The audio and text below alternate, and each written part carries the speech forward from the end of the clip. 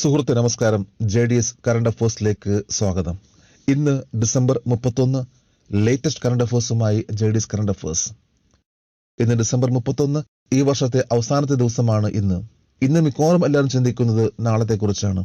എന്നാൽ നമ്മൾ ചിന്തിക്കേണ്ട മറ്റൊരു കാര്യം, ഈ ഒരു വർഷം നമ്മൾ എന്ത് ചെയ്തു, നമ്മളിൽ നമുക്ക് എന്ത് മാറ്റം കൊണ്ടുവരാൻ സാധിച്ചു എന്ന് നമ്മൾ ചിന്തിക്കാൻ ശ്രമിക്കൂ.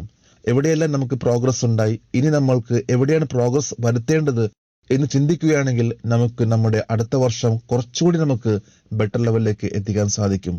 നമ്മൾ ആയിട്ട് കൊണ്ടുവന്നിട്ടുള്ള മാറ്റങ്ങൾ എത്രത്തോളം ഉണ്ട് എന്ന് നമ്മൾ ചിന്തിച്ചുകൊണ്ട് മുന്നോട്ട് പോകൂ. തീർച്ചയായിട്ടും നമുക്ക് വിജയിക്കാൻ സാധിക്കും. ഇവിടെ ഈ വീഡിയോ ഏറ്റവും ലേറ്റസ്റ്റ് ആയിട്ടുള്ള കറണ്ട് അഫേഴ്സ് നൽകിക്കൊണ്ട് നിങ്ങളെ സഹായിക്കാൻ ശ്രമിക്കുന്നു. അതേപോലെ ഈ വീഡിയോ കണ്ടിട്ട് ഇഷ്ടപ്പെടുകയാണെങ്കിൽ ഈ ചാനൽ സബ്സ്ക്രൈബ് ചെയ്യാനും ഷെയർ ചെയ്യാനും മറക്കരുത്. ഇന്നലത്തെ കറണ്ട് അഫേഴ്സിൽ വന്നൊരു ചോദ്യമാണ്, NITI Aayog comes under which ministry? NITI Aayog ഏത് മന്ത്രാലയത്തിന് കീഴിലാണ് വരുന്നത്? ഇതിന്റെ ഉത്തരം planning commission. NITI Aayog national institutions for transforming India. മിക്കവാറും നമ്മൾ പത്രങ്ങളിൽ കാണുന്ന ഒരു വാക്കാണ് NITI Aayog. National institution for transforming India 2015 ജനുവരി 1 നീതി ആയോഗ് രൂപീകരിച്ചത്. ഈ ചോദ്യത്തിന്റെ ഉത്തരം കമന്റ് ബോക്സിൽ രേഖപ്പെടുത്തിയ ഓരോരുത്തർക്കും JDS കറണ്ട് അഫേഴ്സിന്റെ ആശംസകൾ. നമുക്ക് ഇന്നത്തെ ലേറ്റസ്റ്റ് ആയിട്ടുള്ള കറണ്ട് അഫേഴ്സിലേക്ക് പോകാം. Who from Kerala received the സാഹിത്യ അക്കാദമി അവാർഡ് 2021? 2021 സാഹിത്യ അക്കാദമി അവാർഡ് കേരളത്തിൽ നിന്ന് ആർക്കാണ് ലഭിച്ചത്? ജോർജ് ഓണക്കൂർ. ഹൃദയരാഗങ്ങൾ എന്ന ആത്മകഥയ്ക്കാണ് മലയാള സാഹിത്യകാരൻ ജോർജ് ഓണക്കൂർ പുരസ്കാരം നേടിയത്. 80-കാരനായ ഓണക്കൂറിന് 2 തവണ കേരള സാഹിത്യ അക്കാദമി അവാർഡ് ലഭിച്ചിട്ടുണ്ട്. ഓണക്കൂറിലെ പ്രശസ്തമായിട്ടുള്ള മാർ ഇവാനിയോസ് കോളേജിൽ മലയാള പ്രൊഫസറായി വിരമിച്ച 80-കാരനായ അദ്ദേഹം നോവലുകൾക്കും ചെറുകഥകൾക്കും ചലച്ചിത്ര തിരക്കഥകൾക്കും യാത്രാ വിവരണത്തിനും പേരുകേട്ട വ്യക്തിയാണ്. ബാലസാഹിത്യ പുരസ്കാരം രഘുനാഥ് പലേരിയും യുവ അവാർഡ് മോബിൻ മോഹനും കരസ്ഥമാക്കി.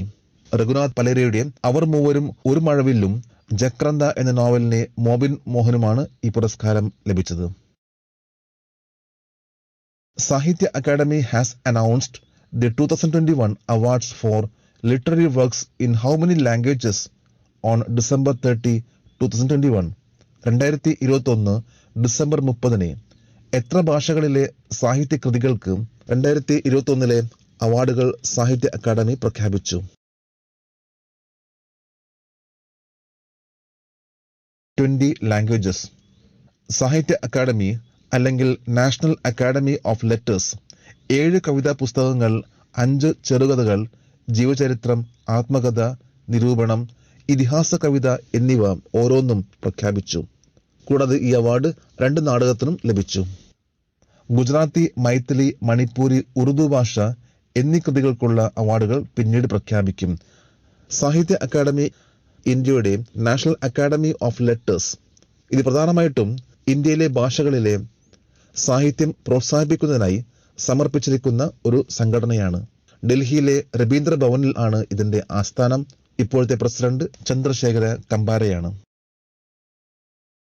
Which University of Kerala ranked 3rd in the Adal ranking of institutions on innovation achievements 2021? 2021 innovation നേട്ടങ്ങളെക്കുറിച്ചുള്ള സ്ഥാപനങ്ങളുടെ അഡൽ റാങ്കിങ്ങിൽ കേരളത്തിലെ ഏത് സർവകലാശാലയാണ് 3ാം സ്ഥാനം നേടിയത്? മഹാത്മാഗാന്ധി യൂണിവേഴ്സിറ്റി. കോട്ടയത്തെ മഹാത്മാഗാന്ധി സർവകലാശാല അഡൽ റാങ്കിങ്ങിൽ 3ാം സ്ഥാനത്താണ്. കേന്ദ്ര വിദ്യാഭ്യാസ മന്ത്രാലയത്തിന്റെ സംരംഭകത്വത്തിലും ഇന്നൊവേഷനിലും മികവ് പുലർത്തുന്ന സർവകലാശാലകളെയും സ്ഥാപനങ്ങളെയും അഡൽ റാങ്കിങ്ങിൽ വിലയിരുത്തുന്നു. MG യൂണിവേഴ്സിറ്റിക്ക് ഇപ്പോൾ ലഭിച്ചിട്ടുള്ളത് നോൺ ടെക്നിക്കൽ ഇൻസ്റ്റിറ്റ്യൂഷന്റെ ഭാഗമായിട്ടാണ്. ടെക്നിക്കൽ ഇൻസ്റ്റിറ്റ്യൂഷന്റെ ഭാഗമായിട്ട് IIT Chennai, IIT Bombay, IIT ഡൽഹിയാണ്. ഏറ്റവും ടോപ്പിലെ 10 റാങ്കിങ്ങിൽ കോഴിക്കോടുള്ള NITക്കും എത്താൻ സാധിച്ചു. On which date UP government announced Jhansi railway station will be known as Veerangana Lakshmibai railway station? ഏത് തീയതിയിലാണ് UP സർക്കാർ Jhansi railway station Veerangana Lakshmibai railway station എന്നറിയപ്പെടുമെന്ന് പ്രഖ്യാപിച്ചത്? 29 ഡിസംബർ 2021. ഉത്തർപ്രദേശ് സർക്കാർ ഝാൻസി റെയിൽവേ സ്റ്റേഷന്റെ പേര് വീരങ്കന ലക്ഷ്മിബായി റെയിൽവേ സ്റ്റേഷൻ എന്ന് പുനർനാമകരണം ചെയ്തു. ഡിസംബർ 29 UP മുഖ്യമന്ത്രി യോഗി ആദിത്യനാഥ് ആണ് ഇത് ട്വിറ്ററിലൂടെ അറിയിച്ചത്. നവംബർ 24 അയച്ച കത്തിൽ ആഭ്യന്തര മന്ത്രാലയം നൽകിയ നോൺ ഒബ്ജക്ഷൻ സർട്ടിഫിക്കറ്റ് പ്രകാരമാണ് സ്റ്റേഷന്റെ പേര് മാറ്റിയത്. In which state did the government decide to extend the Armed Forces Special Powers Act AFSPA on 30th December 2021? ഏത് സംസ്ഥാനത്താണ് 2021 ഡിസംബർ 30 സായുധ സേനയുടെ പ്രത്യേക അധികാര നിയമം AFSPA നീട്ടാൻ സർക്കാർ തീരുമാനിച്ചത്? നാഗാലാൻഡ്.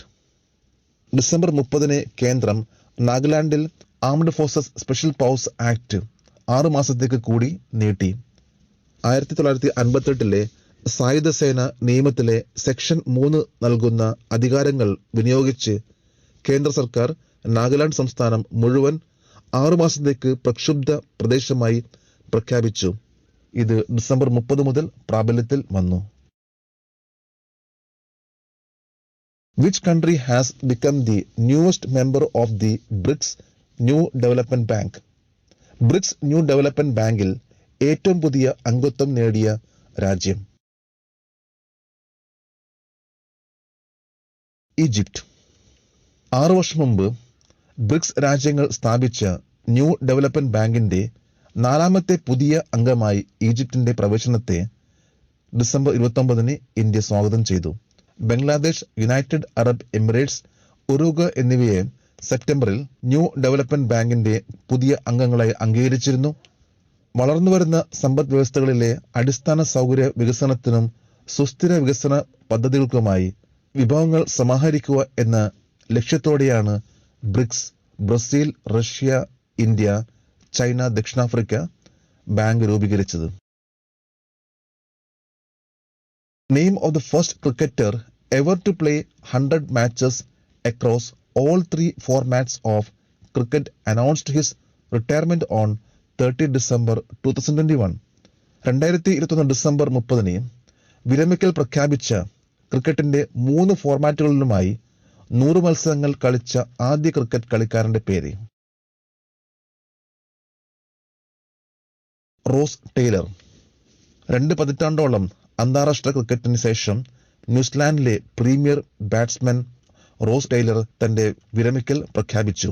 ബംഗ്ലാദേശിന് എതിരായ ന്യൂസിലാൻഡിന്റെ 2 മത്സരങ്ങൾക്കുള്ള ഹോം ടെസ്റ്റ് പരമ്പരയും ഓസ്ട്രേലിയയ്ക്കും നെതർലാൻഡ്സിനുമെതിരെയുള്ള 6 ഏകദിനങ്ങളും ആയിരിക്കും അദ്ദേഹത്തിന്റെ അവസാനത്തെ പരമ്പര. ഇന്നത്തെ കറണ്ട് അഫയേഴ്സിലേക്കുള്ള ഒരു ചോദ്യമാണ്: what is the rank of Kerala in the good governance index 2021 published by the central government? കേന്ദ്ര സർക്കാർ പ്രസിദ്ധീകരിച്ച ഗുഡ് ഗവർണൻസ് ഇൻഡെക്സ് 2021 കേരളത്തിന്റെ റാങ്ക് എത്രയാണ്? 3 ഓപ്ഷൻസ് ആണ് നൽകിയിട്ടുള്ളത്. ഈ ചോദ്യത്തിന്റെ ഉത്തരം അറിയാമെങ്കിൽ ഇന്നത്തെ കറണ്ട് അഫയേഴ്സിന്റെ കമന്റ് ബോക്സിൽ രേഖപ്പെടുത്തുവാൻ അഭ്യർത്ഥിക്കുന്നു. നാളത്തെ കറണ്ട് അഫയേഴ്സിൽ ഇതിന്റെ ഉത്തരം ഉണ്ടായിരിക്കുന്നതാണ്. നമ്മളിന്ന് ഇത്രയും ലേറ്റസ്റ്റ് ആയിട്ടുള്ള കറണ്ട് അഫയേഴ്സ് ആണ് ഇവിടെ അപ്ഡേറ്റ് ചെയ്തിട്ടുള്ളത്. നമുക്ക് നാളെ വീണ്ടും കാണാം. Thank you very much.